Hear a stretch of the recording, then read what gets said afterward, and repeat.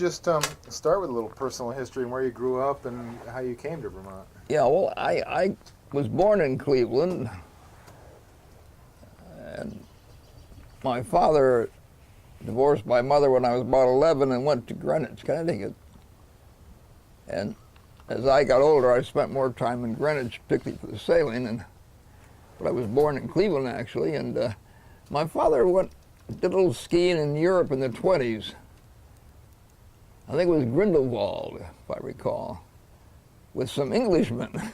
I don't recall it skiing, but they were business people. They took him skiing, and he brought photographs back and got me kind of interested in skiing. So there were a couple of hills not too far away around Cleveland, and I started to play around with it.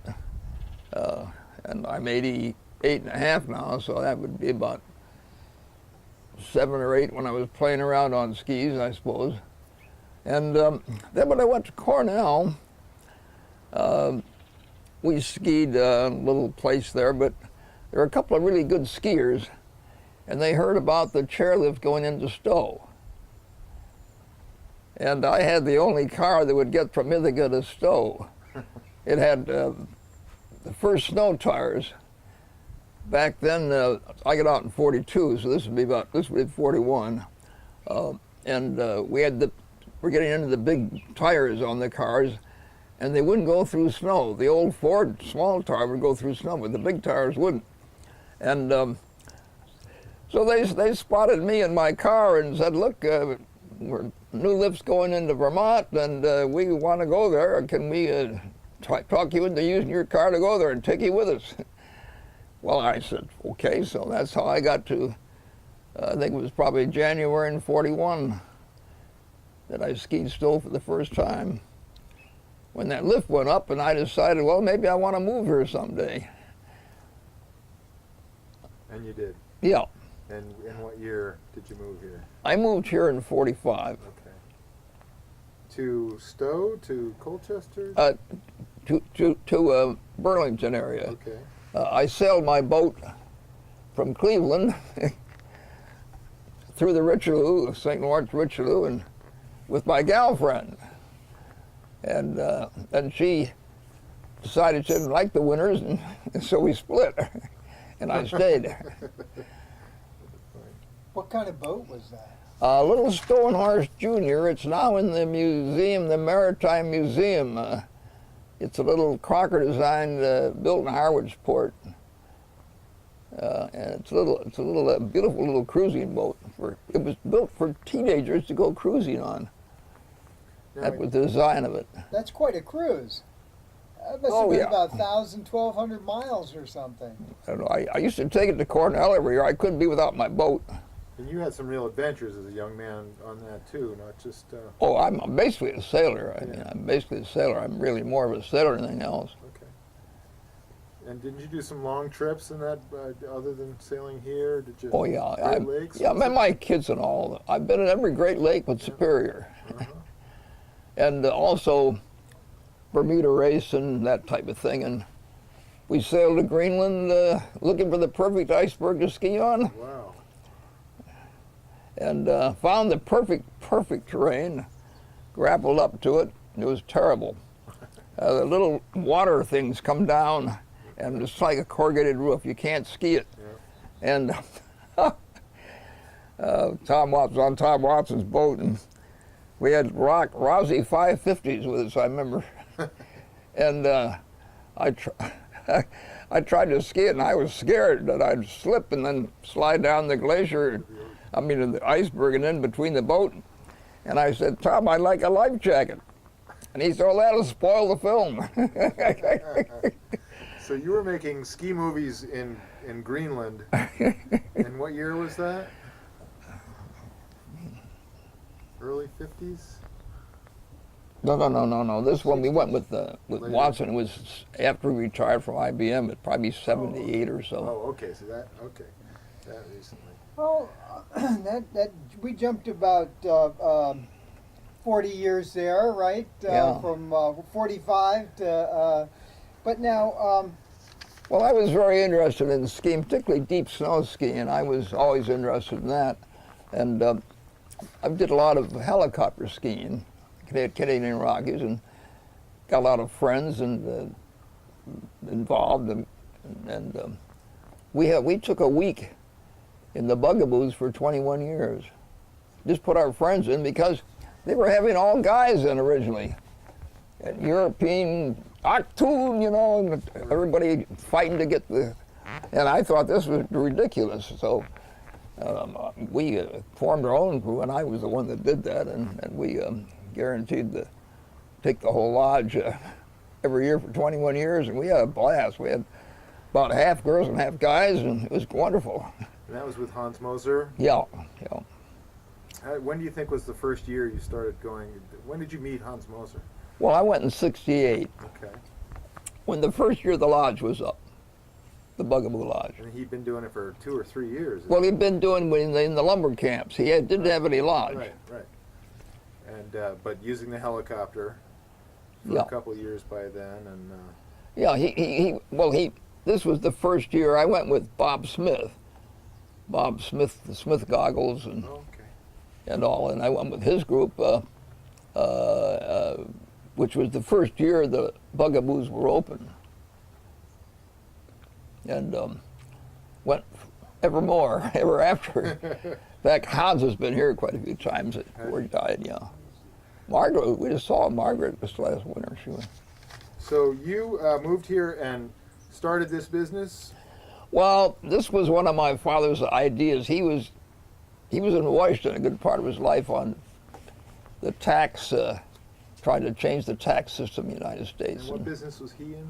Well, he was a physicist, I suppose you'd say. He was a man of many things, and business, he was sort of in business in the 20s. He made quite a bit of money, particularly in the Depression. He was heavy in cash in 29. But he was always inventing things, and this idea was one of the things that it had not really become a business, as you would say. And it was a pilot situation out there in a couple of plants that looked promising, and when he died, I took the thing and got together with Al Can and got enough financing and I moved the thing up here from Greenwich. It wasn't Greenwich what there was of it. And that was a new technique for casting metal. Yeah. Did your dad ski? I mean, you mentioned his going to Europe. He skied some, but very, very little. He never really got into it. He skied when, I'm sure it's true of the businessmen from England. There were some big business wheels that were taken with guides and probably had a little, just got on skis, little schnapps. So I don't think you couldn't call them skiers. No, I can't. He sailed and he flew airplanes a little bit, so I got a little bit of that from him. But skiing, he just came back and inspired me that he had thought it was quite an interesting thing to do. So I can't claim any of this early skiing that you. Well, I think you can. I'm very interested in what the landscape of Vermont skiing was in the mid '40s and late '40s, and what it was like, and just your personal recollections of where did you ski? At Stowe? Yeah, Stowe. Oh, Stowe is our second home. So you must have known C.V. Starr.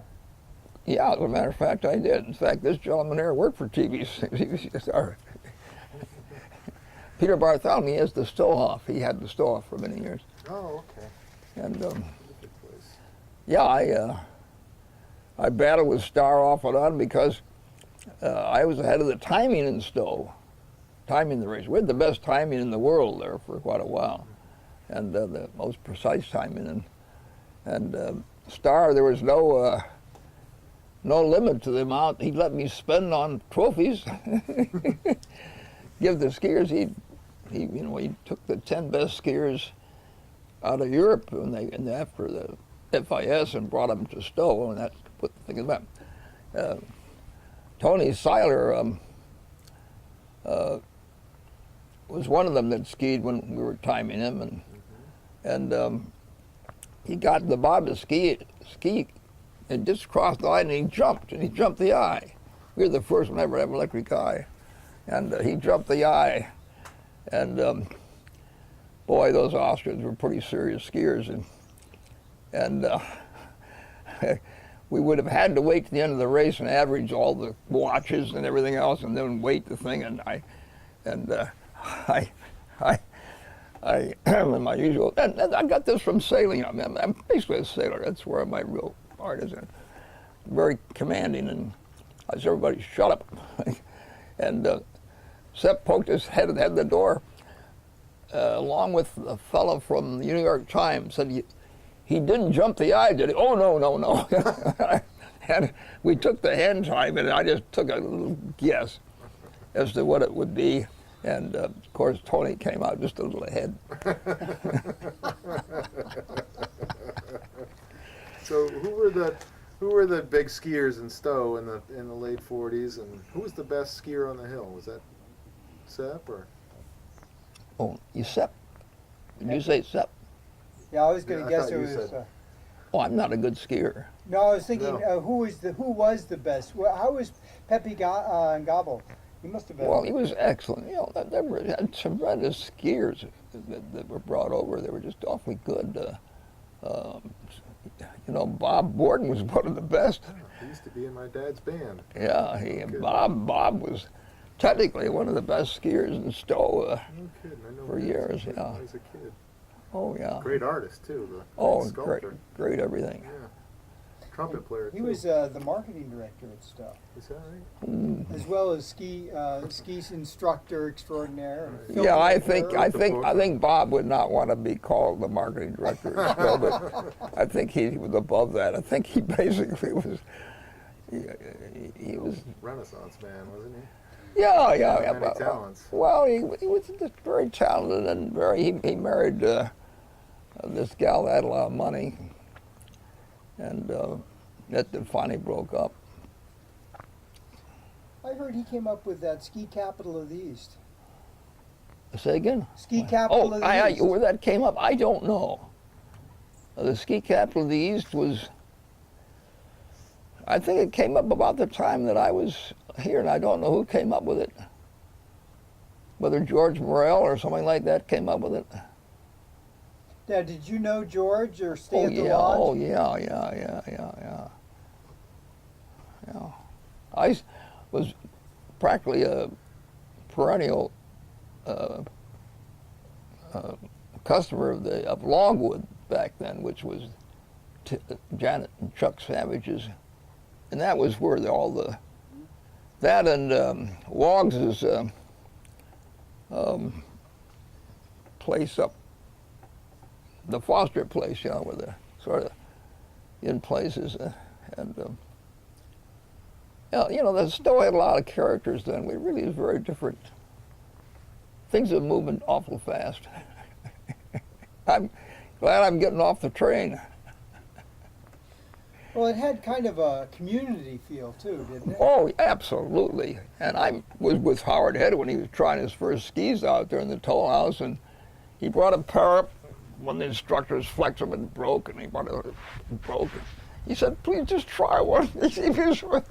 So they went out there and they said, "Gee, this is a terrible ski, but I like the way when I just engine it just turns." You see, basically what he had just, and I don't think he really thought out. So he spent his last few days of his life when he was feeling it here. Howard he'd had several kidney transplants. He just had this last one, and it was functioning. Where a week later, it wasn't so well. But he and his wife Marty were here. But you remember those first skis, and what was it about that? Was it well, side cut? You see, the thing is that when you took a wooden ski and made it flexible, it didn't have any torsional stability.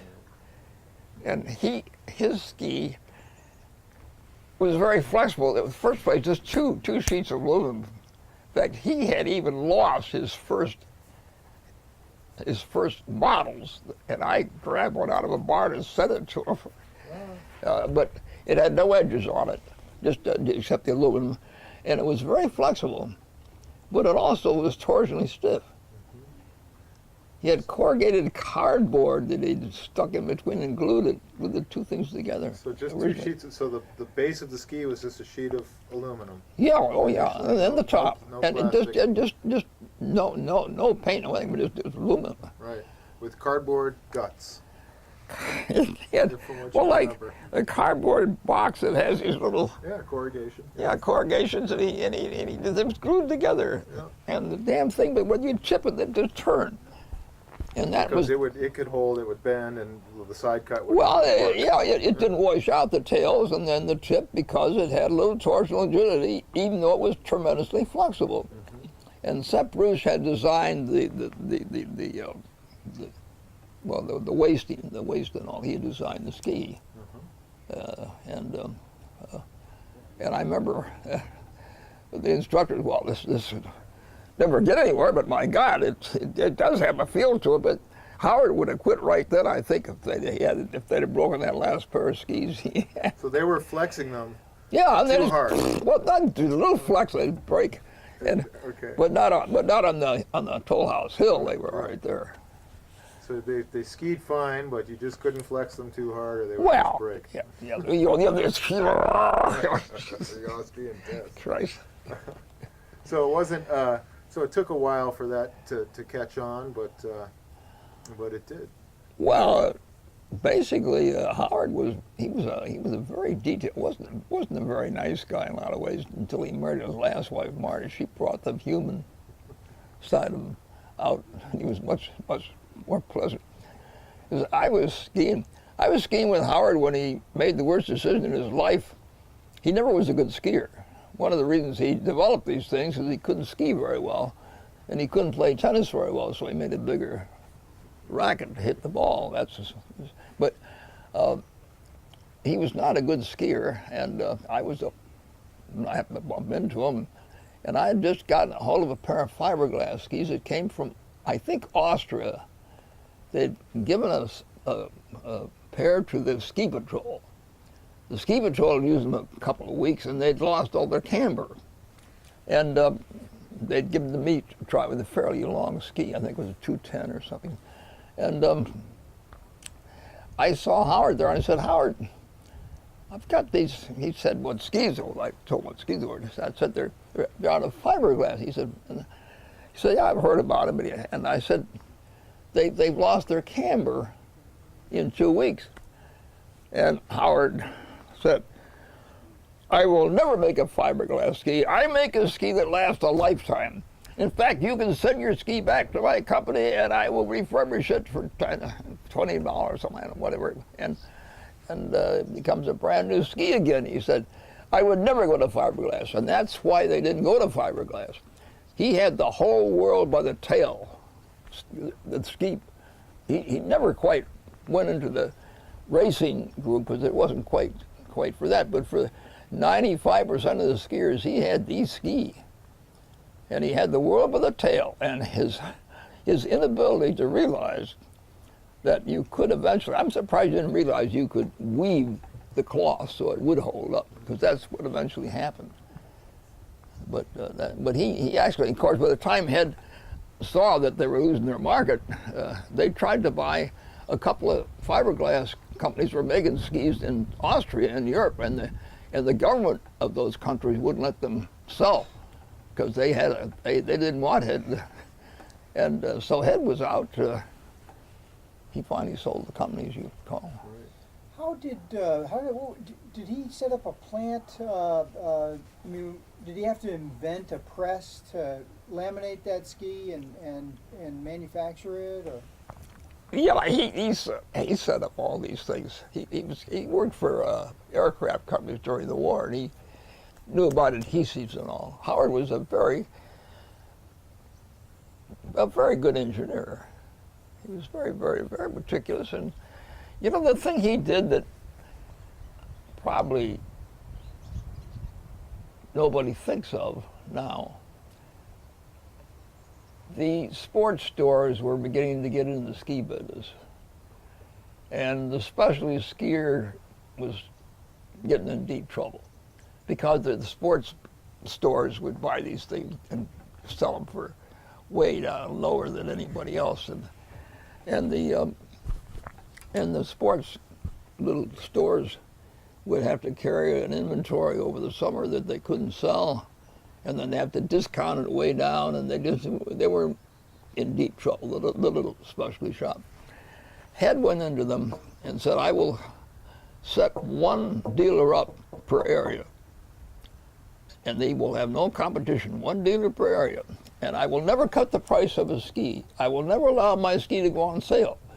So the little specialty store could buy skis, and if he had to carry them over for the summer, he could still, it would never be undercut. And that was, Howard, he just was, I don't know how he got that ability to do that, because he had no experience in that, in merchandising, but he, just for an example, I started the TikTok shop in Burlington. That's another story. I developed a method to overhaul aircraft instruments by shaking them instead of taking them apart, by vibrating them in a solution. Later on, somebody invented a way to vibrate the solution itself, which was better than my deal, but I was going to clean clocks with it, so whether it worked, and I was going to sell this thing to the watch stores. That's one of my ways of staying in Vermont. And I couldn't get anybody to buy it, so I said, well, I'll go in business myself. I'm not a watch repairman. So I set up a place in the government. These guys were coming home from the service. They said, "Can't you give them a job to do something, we'll pay you." So I trained each guy. I had about 10 guys. Immediately, we were in business 6 months, and I advertised mail order watch service, and when you're satisfied, send your check. And everybody thought I was crazy, but we started quite something. And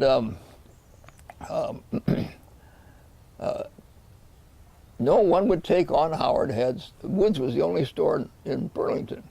They wouldn't take on the Howard Head's franchise. Well, I knew Howard Head, of course. So I said, well, I'll take them at the TikTok shop. And I had them. Sold your skis out of your wash repair shop? Yeah. Okay. TikTok shop.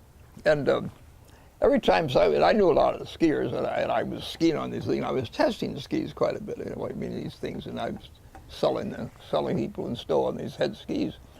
And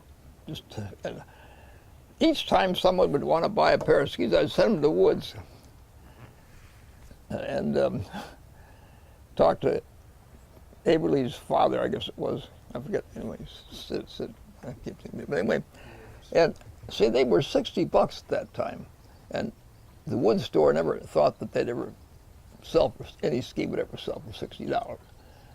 And so each time they go in there with their check, I'd like to buy a pair of skis. Sorry, we don't have them.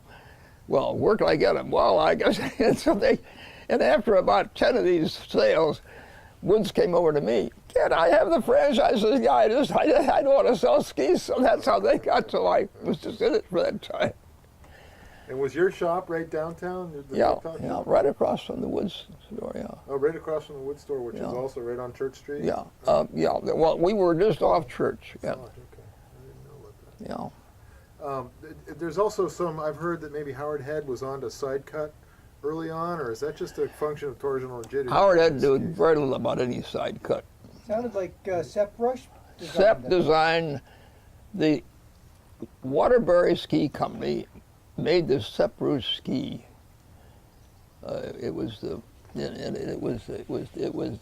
done very well, and Howard Head ski was an exact copy of that profile. Okay. Howard knew nothing about that. Actually, Howard, I'm not sure, but what he almost lucked into this whole thing. The original concept of being very flexible and being able to when you edge it, whisk you around. I guess moving on from the sort of hard goods side of things to the resort side of things, you're good friends with Tom Watson, and he was heavily involved in Mount Mansfield, but there was kind of some controversy there too, and is that what? How did you meet Tom Watson? Well, there again, he lived in Greenwich. I mean, he had sailed out of Greenwich, and I sailed out of the yacht club there in Greenwich, and Indian Harbor Yacht Club, and used to salivate with this gorgeous boat he had. So he just happened. I mean, I'd meet him in the various meetings in the race circuit, and just and I don't know. We just kind of knew each other. Now, was that before he was coming to Vermont? No, he had been coming to Vermont skiing in Stowe for quite a while and staying in one of the lodges until he built his house. Yeah, he was one of the early ones in Stowe.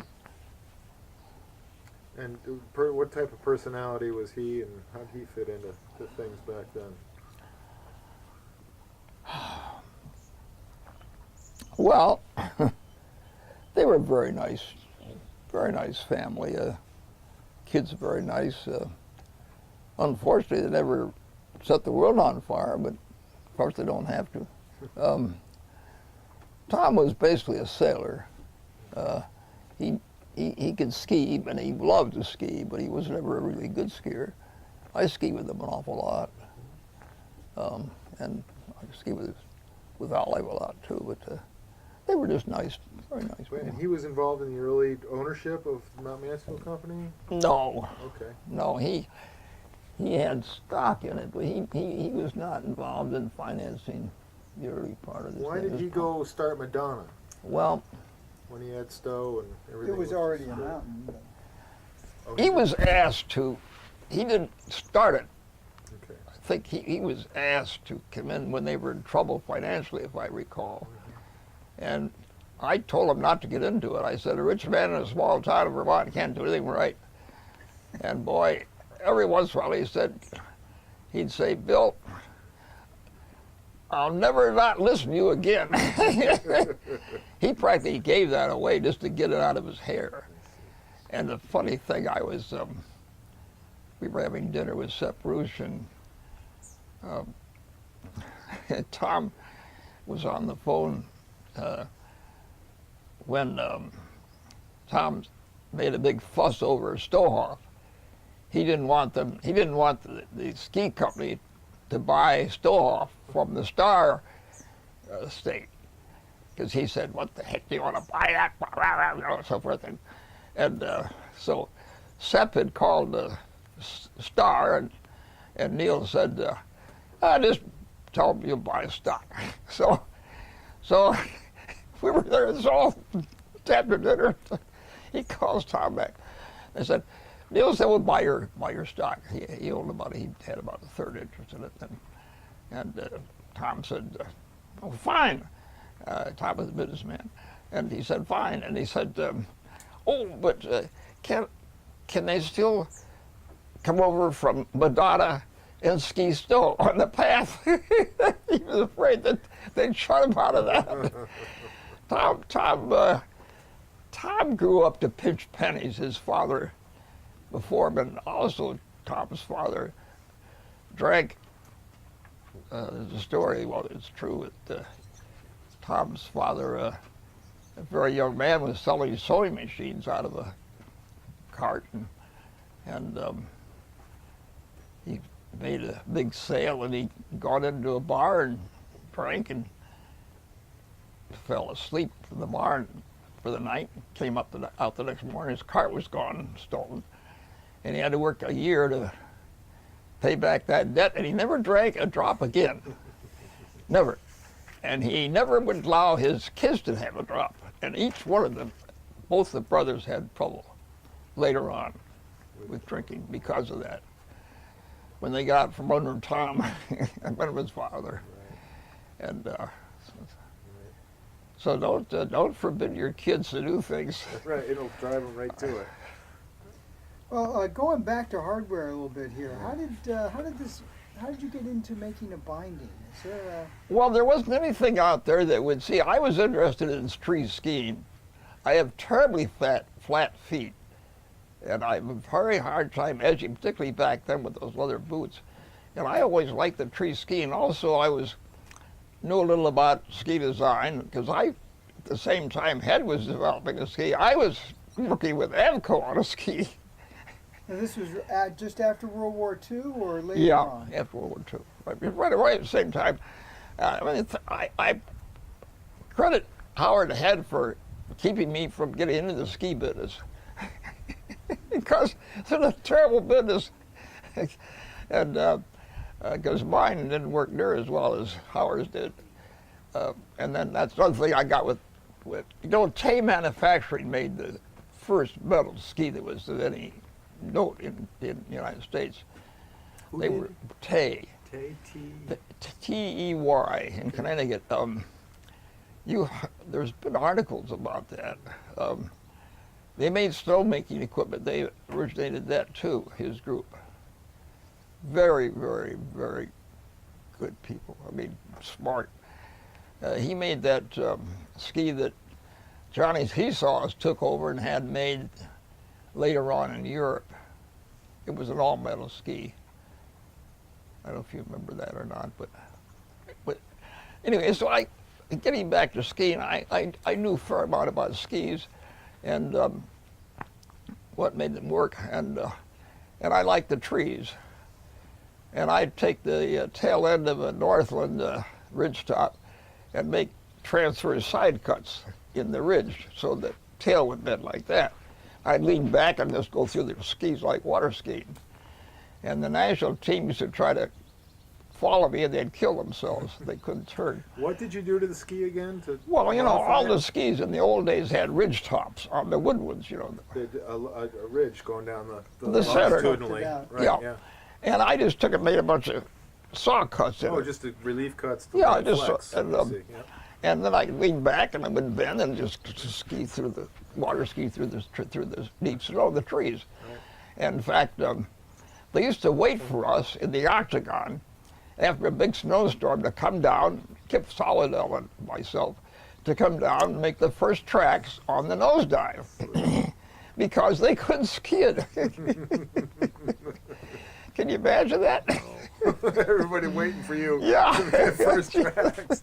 Damn it, who's going to ski this? Well, I was never a good skier. I mean, by that, I mean, I'm being compared to other people. My son's a good skier, but, you know, I ski a lot. Well, but compared to, you know, I've never raced my life, never even won in a, what do they call those things where you pay a nickel to, NASCAR. well, I never Never did cared that. about it. But it sounds like you like the powder. Oh, yeah, yeah. Well, And the the powder, And that, getting off the trail. And oh, finding yeah, more that powder. was my deal. I could go through anything.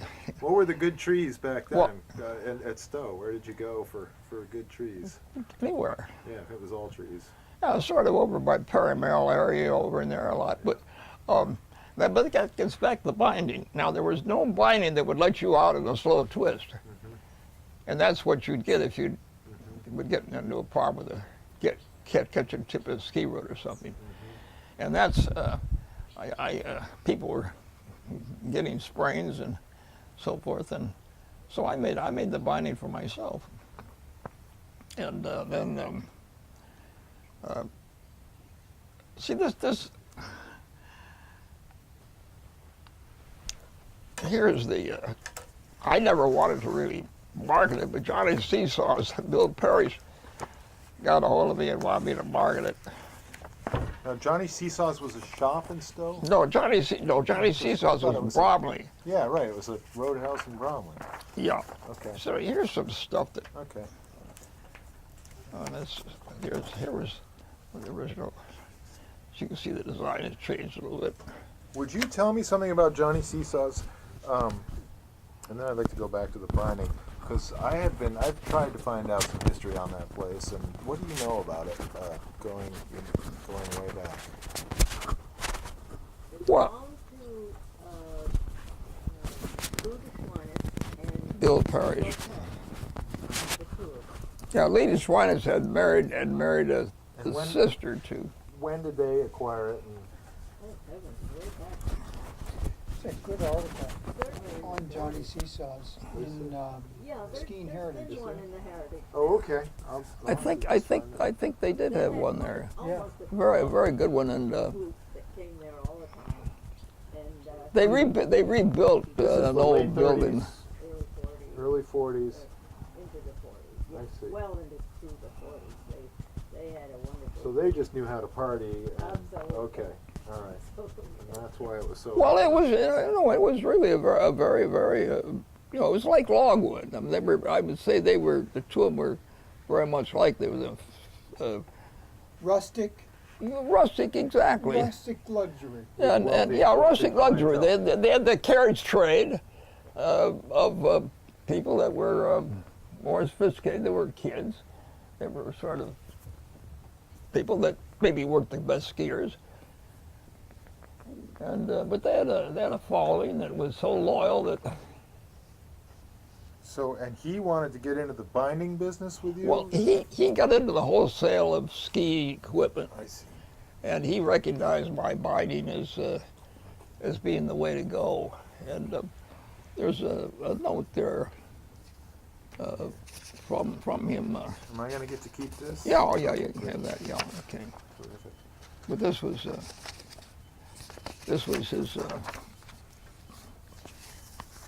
The sales brochure on your binding. Yeah, that he. But that was Johnny Seesaw's. He made that. Now, how did you get into how did you figure out the engineering behind getting a twist release?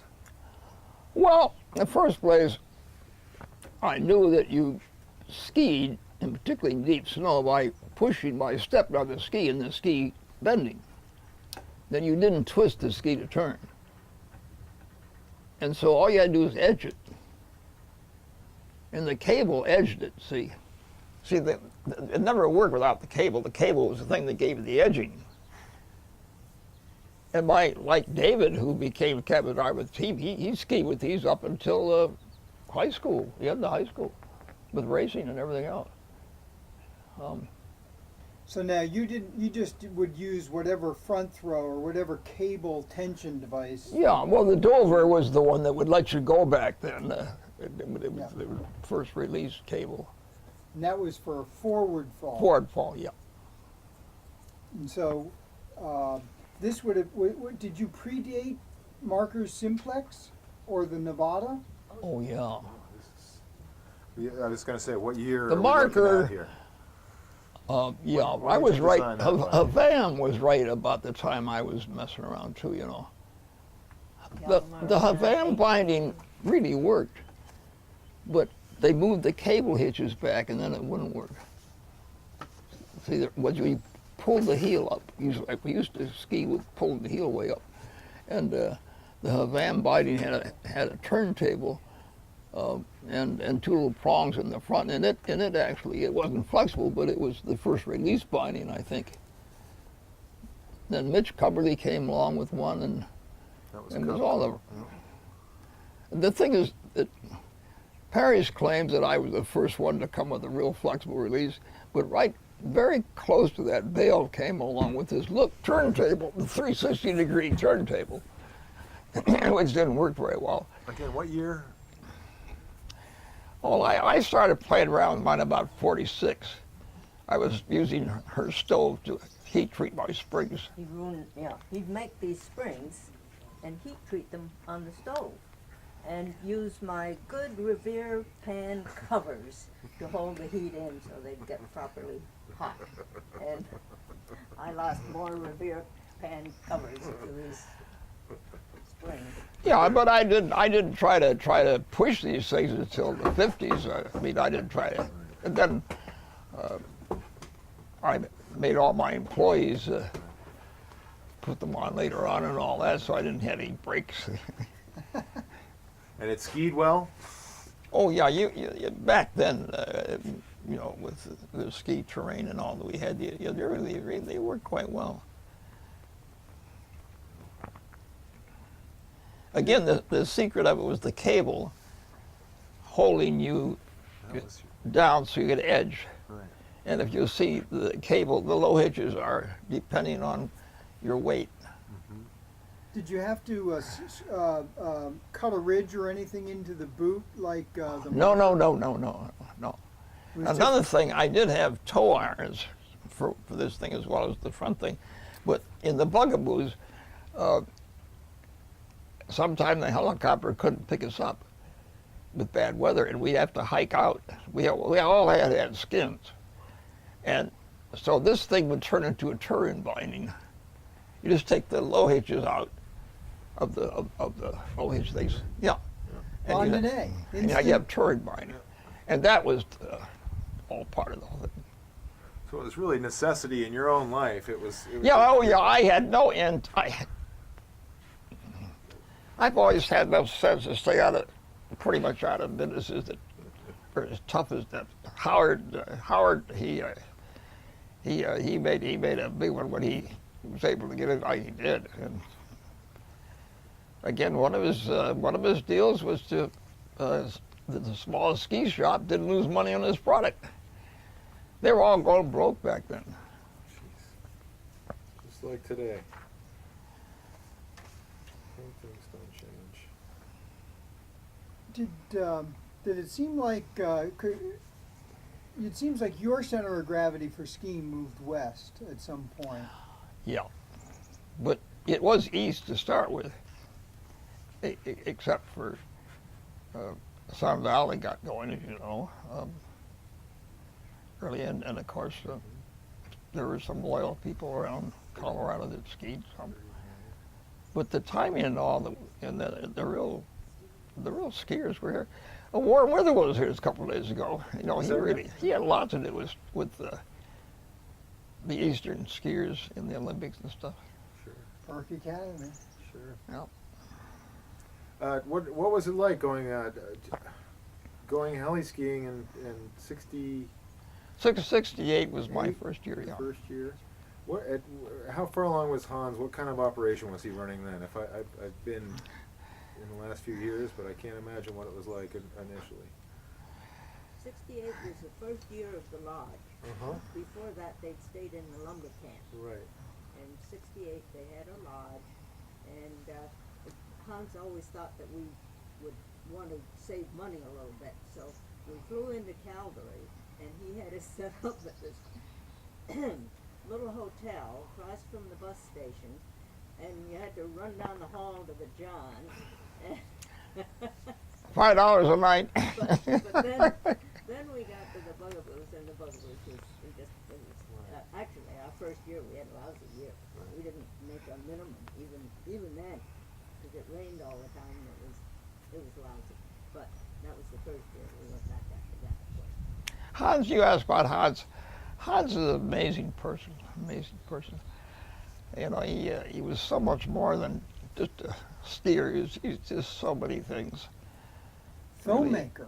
I mean, his early films to encourage people to come.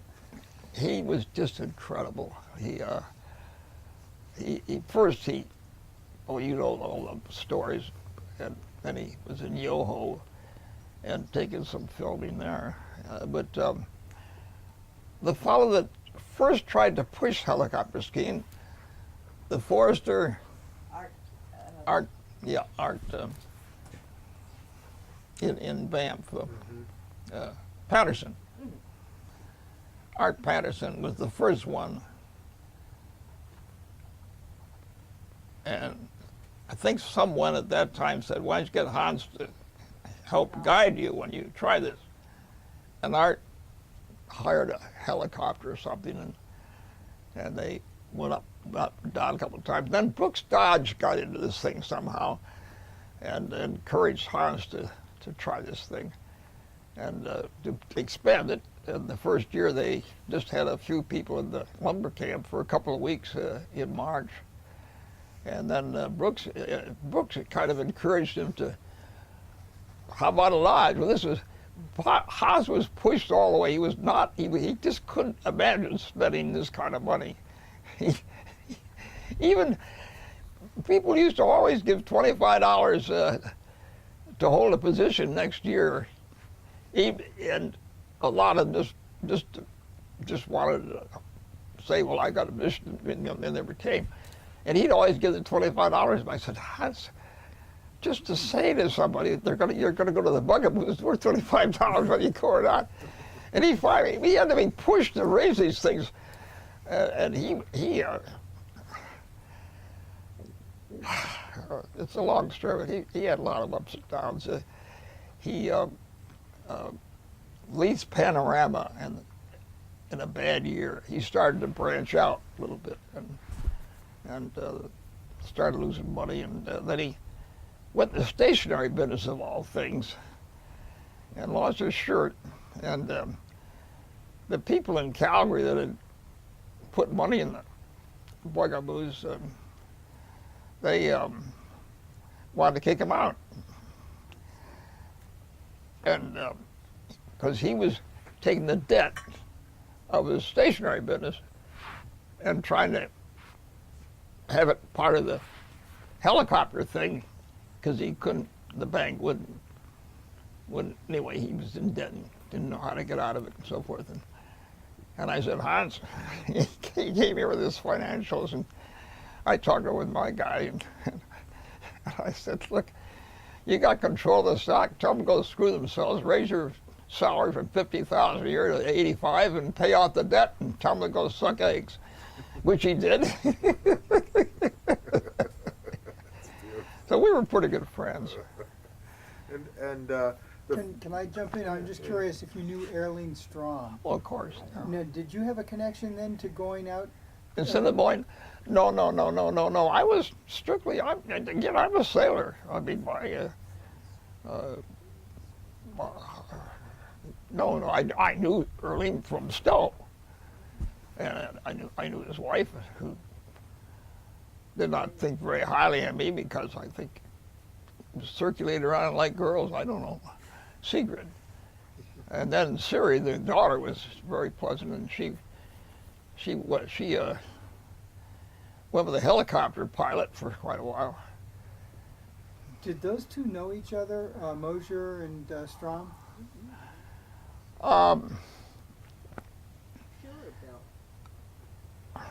Well, they knew each other because after He went into Assiniboine as a doctor. yeah, to Assiniboine, but they didn't know each other from Europe or anything like that. No. No, Assiniboine, yeah, Hans went into Assiniboine, yeah. Before the bugaboos, before he Yeah, started oh, yeah. skiing. Yeah, I thought there was that, crossover with the Did two you ever operations. see the National Geographic has a CD of Hans speaking to them just 6 months or so before he died, Oh, no. and it gives all Oh, that, it's wonderful. yeah, all that kind of history, I think we have and we have a copy, yeah. Well, I can get that through National National Geographic. Geographic. Yeah. Yeah, That'd be great. it's a wonderful CD, and if you really want to know about Hans Moser, that's the place to go. Hans is an incredible person. He was when he sold that, the thing was getting to him. I mean, all that responsibility of avalanches. We had gone up to Bay Street for years skiing it, and the thing let go on us one time, and so we didn't ski it anymore. That's where they had that awful Yeah. incident. Well, and then after a 5-year stretch or so, we looked at it, and some of my group said, "Oh, let's try it again. Let's stay on the high side, and we'll try it again." So we didn't start skiing it again. Well, Hans, everybody in our group is pretty savvy, and he's okay. But then they started to ski it without quite so much question, and the whole thing let go, and it was very sad. And again, this thing was so tough on Hans. He had a very difficult time, so he needed to get out of that. And that was a CMH group that was caught in Bay Street. I think they lost 9. Yeah, 9, that's right. And the gal, she was such a nice person, and it was so devastating. Yeah. And anyway, when Hans did get out of the thing, and I think he almost had to keep his sanity, he saw that all the old gang that had been with him all got a little something. And he did not end up being rich, just very comfortable, but he saw that he was one of these human beings that you don't come across very often. I've never seen a group of people that we were in the last Nostalgia Week where we were invited, free of charge, I might say, which was quite something. And with all the guides and all the people and Oh, this is just a staff. few years Yeah, ago. yeah, and I'll tell you, I've never seen anything. If the human race could get along like that, I'd take back what I say about we should give the planet back to the animals. When you see a nice guy like that. Uh, I'm think intrigued by the really early days. You said the first year you went out there and you got rained on all week and you did some skiing, but very little. yeah. You know, how was the safety? Did you feel safe? Safe? No, we never give a damn about being safe. That was part of the fun. We were, particularly with Leo. You know, oh, absolutely no. That was part of the fun. With Leo? Well, Leo didn't have a safety thing in his body. Oh, okay. Okay. There's a wonderful article that came from the Globe and Mail, and quite a bit of this is if you have a chance to read that, that's kind of Keep that? well, I'll get it back here. if you get it Yeah, back, we'll do. it's the only copy I think. Okay. Yep. No, it was not a. What was more dangerous, the skiing or the helicopter ride up? Now that is a question. Luckily, they never had a real catastrophe. They lost 4 that one time at the Monachies. But they just were so lucky there, so lucky. That would have stopped. That would have knocked the whole thing out. And whether or not it would have ever blossomed again. But the government was all for developing British Columbia. They didn't have the lawyers they have in the United States.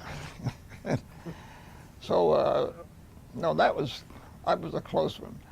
Remember they had 9 doctors up there one time. They landed on a peak and a little puff hit it, swung the airplane around, knocked the tail against the cliff, and the airplane was shuttered almost so good. The 9 doctors got out. But interestingly enough, after those close calls, everybody skied and said, so what? We were up looking to find new trails, and in a Sikorsky had 20 people in it, with Hans and quite a few of the great skiers, shall we say, and some gals, some of the Olympic team gals and stuff. And we're looking for the perfect terrain to develop for new lodges. This was before new lodges were put up, after before things spawned the bug. And we're up there with the helicopter, and when we first get the helicopter, we throw all the skis in the rear, and which was okay. But then we let the girls go in first because they were lighter than we are. We didn't even think of that. We were polite. Well, the next day, the guys pile in first. I don't know. The helicopter guy had never done any ski work. He'd just been in oil rigs where you lift a load in the center, and the helicopter was very tail heavy. Well, he should have noticed that in takeoff. I'm a pilot myself, so I know a lot about this thing. And he was fine where the air was heavy.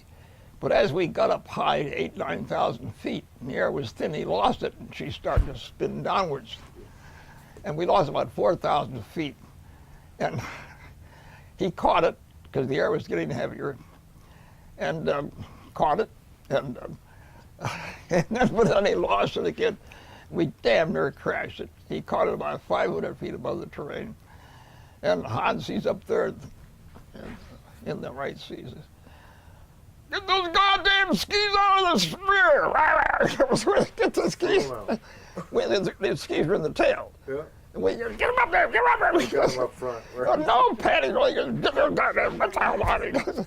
And so we put there. Well, after I knew what was going on, I saw the altimeter go like that. The airplane, it was just spin around, and everybody knew they didn't quite realize how fast we were coming down. And the pilot at this time was beside himself, of course.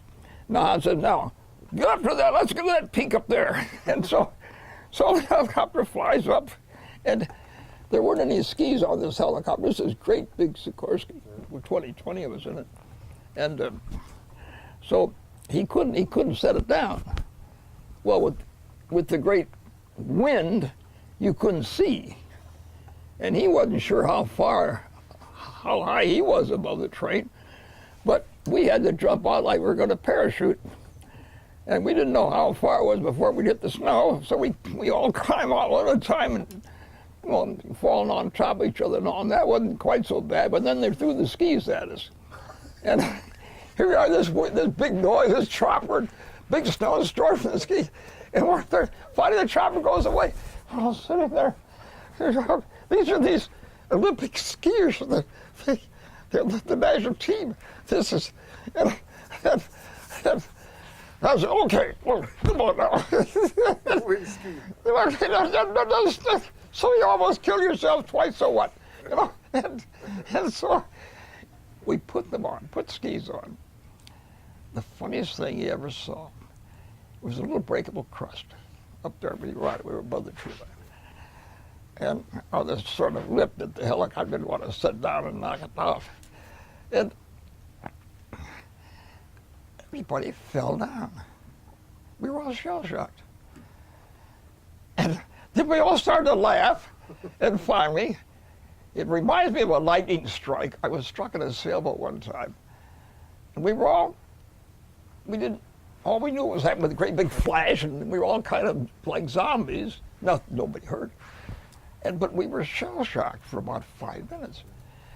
And finally, we started getting our sense of humor back, and we were able to get down to the tree line and get some good ski. And we were crossing this place that looked kind of dangerous from an avalanche standpoint. And Rudy Gertz, who you may recall anyway, he was one of the skiers that came from Austria. And his father made his binding. Father made a plate binding, and he was one of the guys, and Hans, and so forth. And he went out there to try this place we were going to cross. We were going to cross this place to get it back in the trees. And he went like this, the whole thing, like that. Well, he hung around with his pulse. He was all right. He was from the top. But this thing went all the way down. My God. I mean, just a terrible avalanche. I mean, it was confined, but so from then on, Hans says, well, we have to stay in the trees from now. And so, well, I'm little, and I had, of course, little skis. That was my trick in skiing. I could keep up with the guys because I came out with the short skis for deep skiing way back. And so we took us so long to get down. It was way past dark. About 11 o'clock, we finally got in the clearing. And Hans says, I think the helicopter is that way. I'm not sure whether it's to the left or the right, but I think so. We tramped down. Here we are after all this day. And there's the helicopter. Hans was right where it was. The guy took us back to the inn. And I saw that helicopter finally had 3 drinks right in a row. And Jesus, and so that's not the end of it. So then we decided that maybe we ought to call this off for the moment anyway. And so Hans had a bus pick up the group to bring him back. You called it off because the snow was unsafe, or the helicopter was Well, the unsafe, weather was closing in, Okay. and we figured we couldn't find any more terrain, and so the helicopter could get back by following the road, sort of real close. So I elected to stay at the helicopter, and as we're going down for this road, the bus is in the accident on the way back, and so the helicopter was done, and we're going down, but then we smell smoke in the helicopter. So where the hell's the fire? So we turned everything off, all the electrical and so forth, and finally found out it was coming through a heat ventilation. But they put ski bags and cover up the heat thing, and they were melting or something. So we finally got back and had a dinner. Nobody was particularly perturbed about it, but there were a few that never went back. I remember John McBride and Lori, they never came back. Well, they skied with us. There were about 4 of them who left that night. And the next year, you guys were right back up. Oh, yeah. Ready for more. Yeah. What year was that? Just roughly. We were looking for the terrain at Revelstoke, so Probably 70. no, it was later than that, probably 75. I think it's close, a little bit earlier than that.